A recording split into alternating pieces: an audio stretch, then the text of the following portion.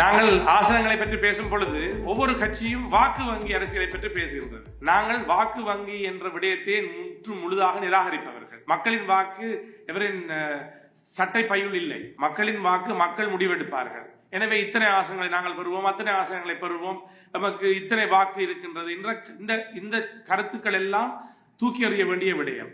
நாங்கள் தமிழ் மக்கள் ஒரு மாற்றத்தை விரும்புகின்றார்கள். அந்த மாற்றம் எப்படிப்பட்ட மாற்றம் என்பதுதான் இன்று கேள்விக்குறியா இருக்கின்றது. மாற்றத்தில் ஊழல் செய்தவர்கள், கொலை செய்தவர்கள், இப்படிப்பட்டவர்கள் எல்லாம் அரசியலில் இருந்து ஒதுக்கப்பட வேண்டும் என்ற யதார்த்தத்தை அனைவரும் உணர்ந்துள்ளார்கள். அதைத்தான் நாங்கள் எதிர்பார்க்கின்றோம், ஒரு மாற்றமாக வரும் என்று. இந்த சங்கு என்ற விடயத்தில் நான் தெளிவாக கூற வேண்டும். ஜனாதிபதி தேர்தலிலே அது ஒரு பொது வேட்பாளருக்கான ஒரு சங்காக இருந்தது.